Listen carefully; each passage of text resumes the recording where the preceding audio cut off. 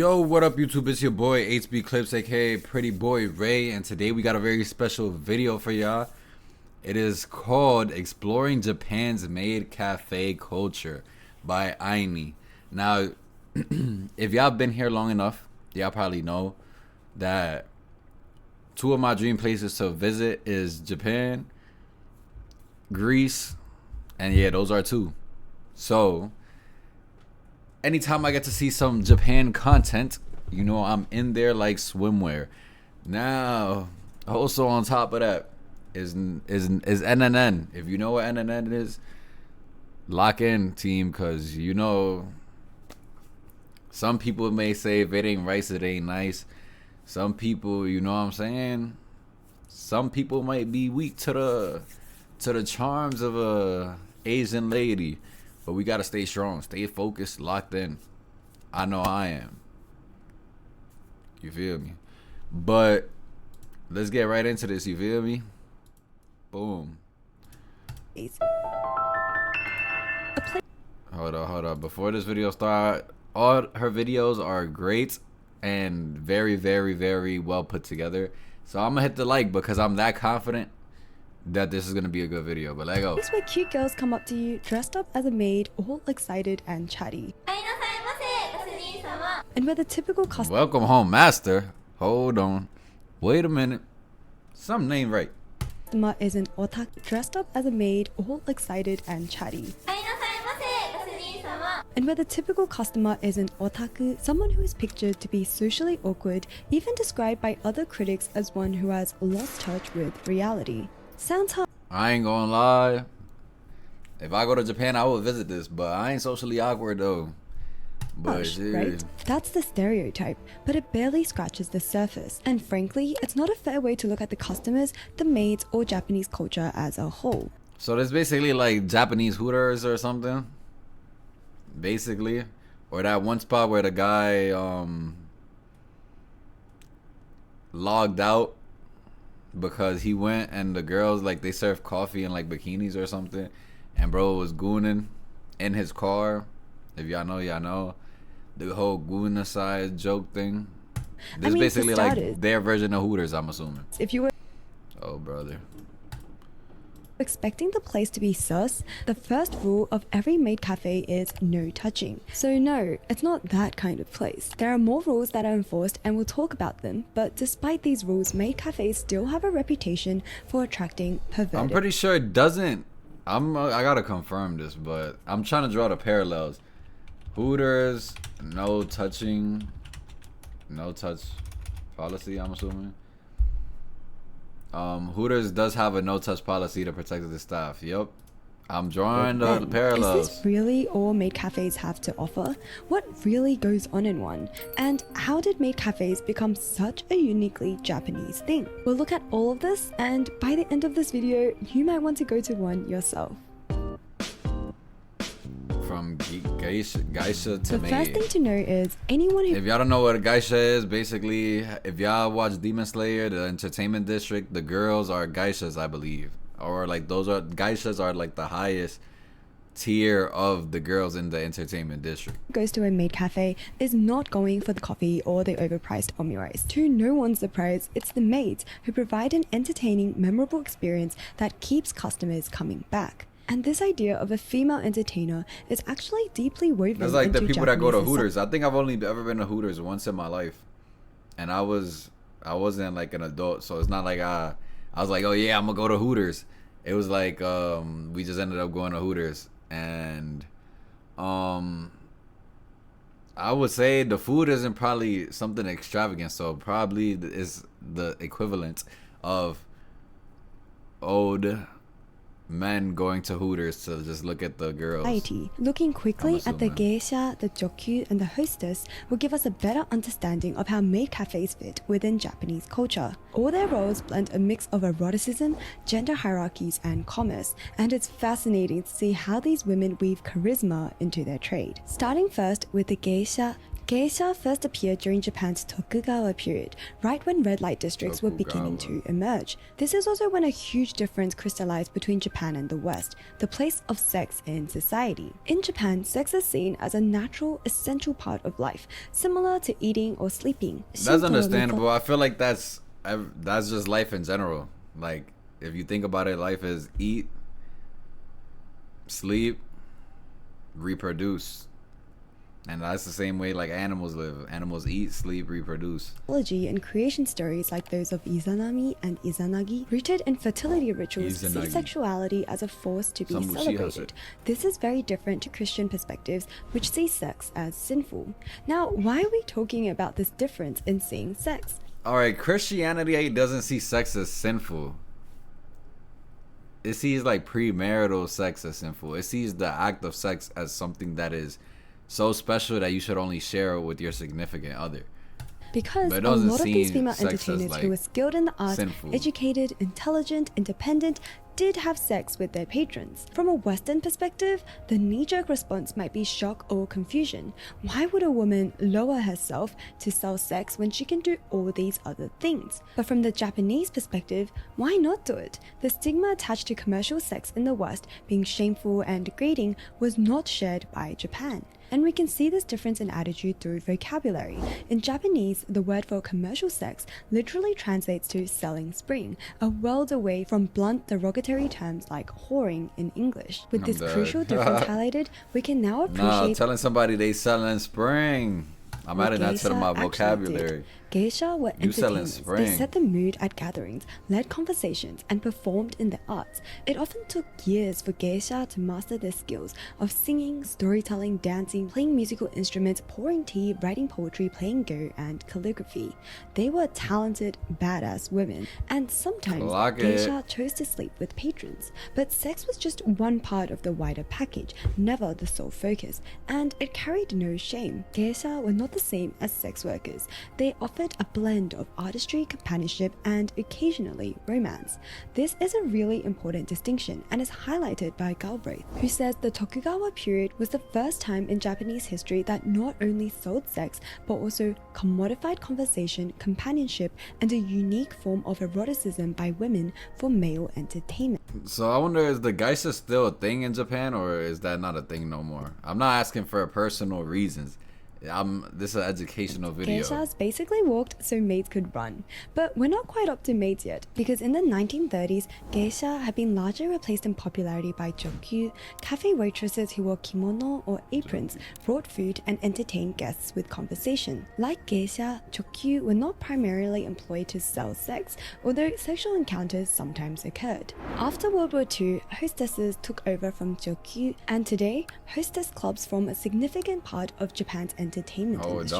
These clubs are hold on though. Nah, I'm not along gonna with go bars back. I'm and not sex gonna work do it. venues fall under the category of mizushobai, or the water trade. Chaplin explains that this name originates from the Tokugawa era, when these establishments were often located close to riverbanks. The term also reflects the concept of the floating world, or ukiyo, where reality is suspended and an alternate world exists inside these venues. It's a pretty poetic description. They got like the geisha and the jokyu. Speakeasies, like you remember when they banned alcohol and you had to go to like a speakeasy in order to like during the prohibition era.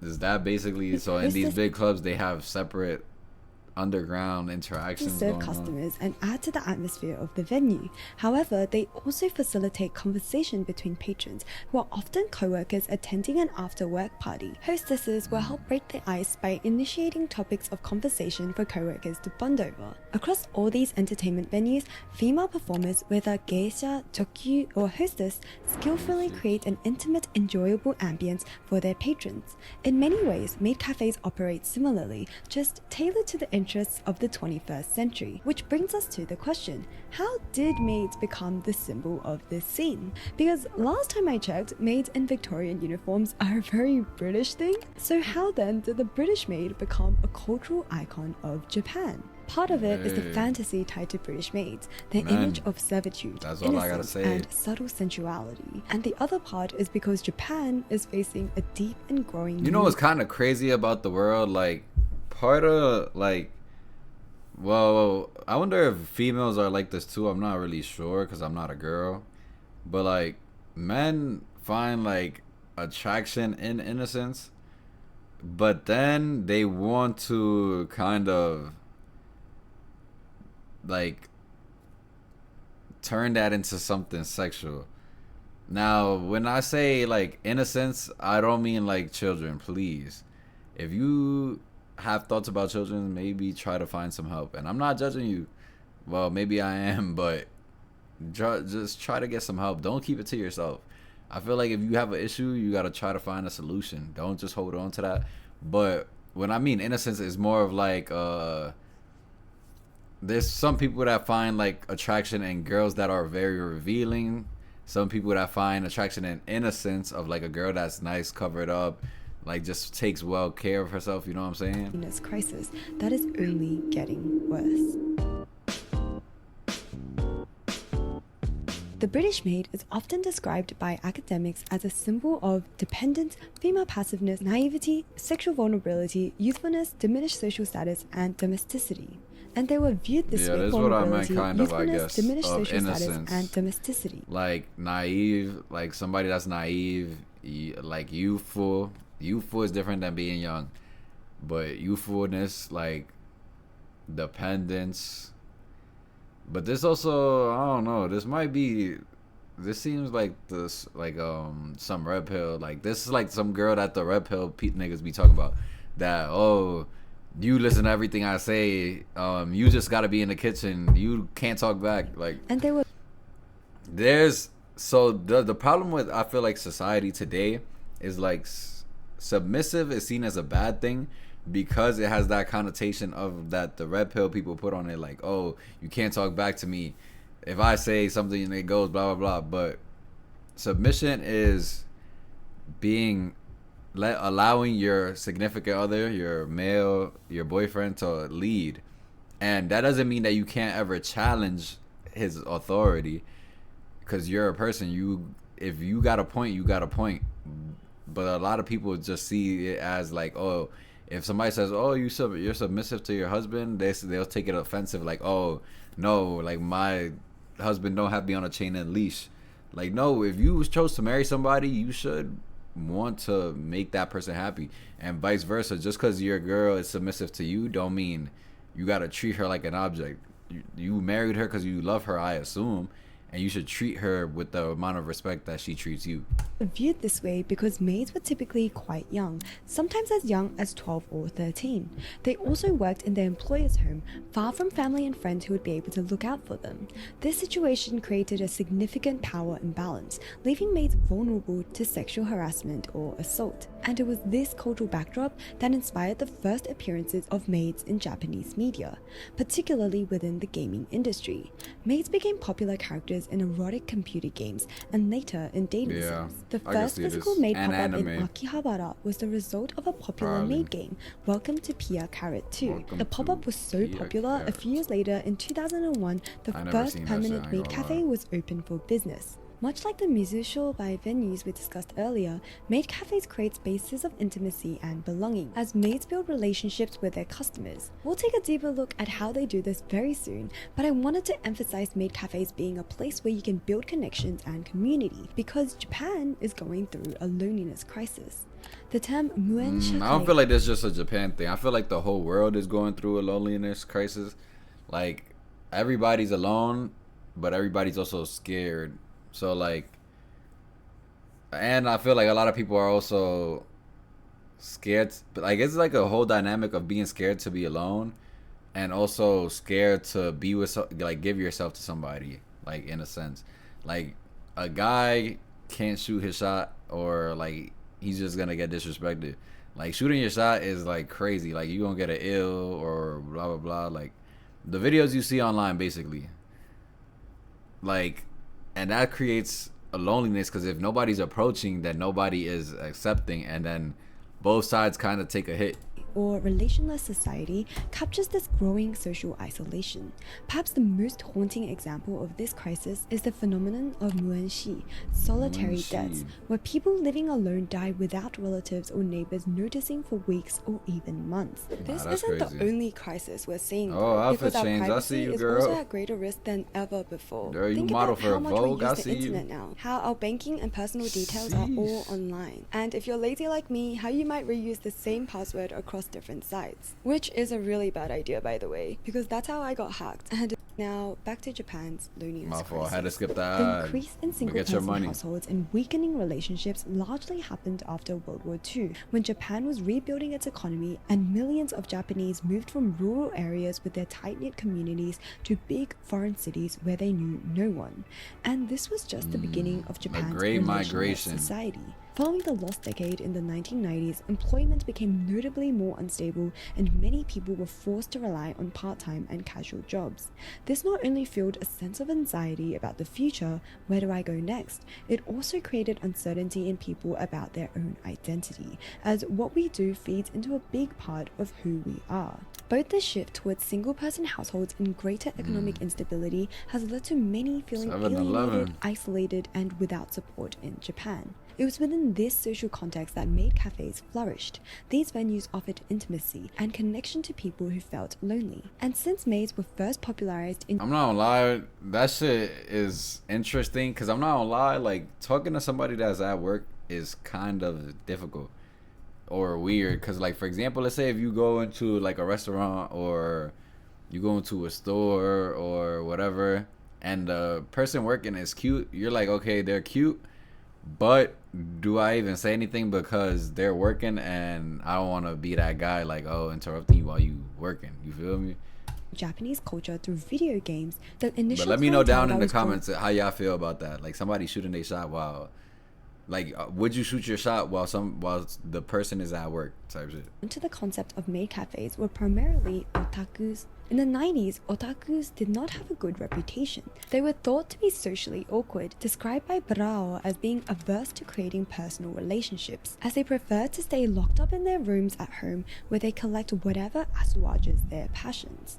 Scholars like Cam went even further, labeling otakus as failed men. Much of the stigma traces back to the crimes of the infamous otaku killer, one of Japan's worst serial killers. His horrific acts, coupled with his obsession over manga and anime, transformed the word otaku, which had once been a relatively neutral term, into a label for someone consumed by manga and anime, to the point of being out of touch with reality. The fact that otakus frequented maid cafes led to people viewing it with a bit of prejudice, and that stigma still exists today. But given everything we've covered, from Japan's long history of female entertainers to its modern loneliness crisis, I ask for you to keep an open mind as we finally wander into the floating world that is Japan's maid cafes.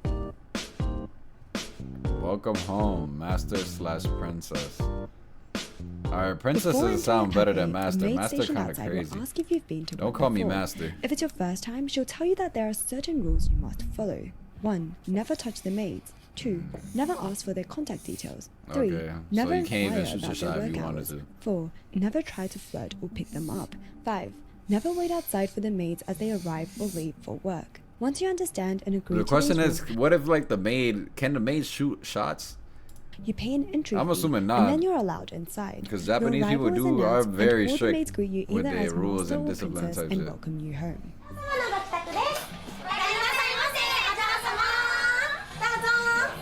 I'm not gonna lie, for the ladies that watch the video, would that be a cool job? Like, would you work here? Would you do this for a living? Like, just serve people and, like, talk to them type shit? Regulars usually come. I would be scared, because, like, what if, like, alright, men can be weird. Women can also be weird, but men could be weird. And, like, what if, like, you just talking to them and then they become a stalker or, like, have an obsession with you? And may sit near each other but don't really interact, often absorbed in their phones or quietly watching the maids go around their duties. And tourists, who come in groups and chat among themselves after being served their food, almost like they're in a typical cafe. But of course, this isn't one. Maid cafes are unique because maids put in extra effort to make you feel special with every interaction, but most of this attention comes at a cost. For example, when you sit down, a maid will come over to take your order. Later, when your food or drink arrives, a maid will then present it with a special ritual or performance and invite you to join in.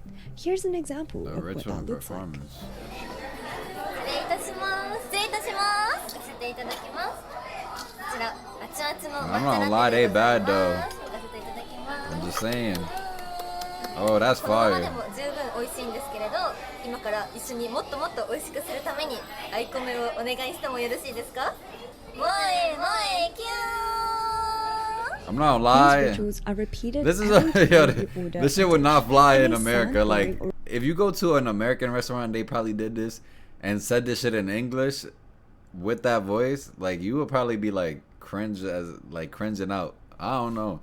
I feel like this shit only feel acceptable because it's in Japan. repetitive to some of us, but for many regular patrons, they actually look forward to the familiarity of these interactions. In some way, it feels a bit like playing a game. There's a set dialogue and routine to go through with the maid character, and that can be comforting for many. According to Fanaska, these repeated Nah, bro went in interactions with the build shades and affection everything. Bro was on a connection, mission. and over time create a sense of community. These rituals also act as icebreakers, helping maids start conversations with you as they make you feel cared for. However, Prong, in a study of maid cafes, points out that this attention can be a double-edged sword. Once your food or drink is served, you're often left alone as maids move on to other paying customers. He describes how this made him feel detached, even disassociated from the atmosphere of the place. The cozy, happy stop buzz faded going, away, man. and all that was left was a space I felt isolated from. If you want the maid's attention again, the cafe system lets you pay for extra activities that will facilitate more interaction. And here Oh hell nah. They got you on some OnlyFans shit. You paying to send messages and super chats. Here's where and the all regulars this? and the Oh, casuals nah. likely branch off. Casual tourists, after being served their food, will be happy to enjoy the I'm rest not of gonna their lie, time mud, with just other hang up. company. Bro, just give Regulars your who come wallet alone away, may feel bro. compelled, like Prawn, to purchase more interactions, and this is exactly what he does. On his second visit, after being served his drink and left alone again, Prawn decides to purchase a checky or a Polaroid picture with a maid. This experience is often a big deal because of the physical closeness that this happens the money as you glitch post for the together. girls Once out the photo there. comes out, Nah, the maid no will then cap. decorate it with a cute personalized message, draw little hearts around it, and turn the photo into a memorable this a keepsake from money the glitch. cafe. Nah, I would Regulars work here, often dead collect ass. these checkies, Yo, trying to this get a one money with every glitch. maid. And Do I cafes get- encourage this by Do offering I get the payment for what he want to do with, like, taking a picture with me and shit? Or does that just go to the establishment? limited edition checkies during special occasions like a maid's birthday or anniversary. Beyond checkie, maid cafes also offer other ways to boost customer-maid interaction, though this varies from store to store. Some hold hourly events for more engagement, while others provide photo spots where customers can snap pictures of maids in themed settings, like this cafe, Candy Fruits, where a maid is pictured here posing in a setting of a girl's bedroom. As you can see, there are many ways for Yo. customers to interact with maids, but most require payment. After Prong asked the maid if he could buy a checky, the maid was instantly happy to talk to him again and engage him in conversation, and he felt like he was part of the cafe's vibrant This is like atmosphere a on strip board. strip club What we're with seeing no here is the use nudity. of attention and affection to Basically. encourage spending, which is what Henry Jenkins calls If you throw in the effective money, they gonna economics. dance It's not for you. exactly manipulation, but you are deliberately But if you're building not throwing the bonds to motivate money, I'm customers going to buy wherever more the of you. money being That's the whole thrown. business model for maid cafes. Make customers happy, build relationships with them, and hopefully they'll come back. Yes, there is a profit motive here, but oftentimes maids and regulars do have a genuine relationship and build a strong sense of community. One regular, Dragon, says this cafe isn't Dragon. just a place I eat, it's a place I Luffy belong. died? That's why I always come back here. I don't go to other cafes. This is where I want to spend my time. For many regulars, the maid cafe is their home.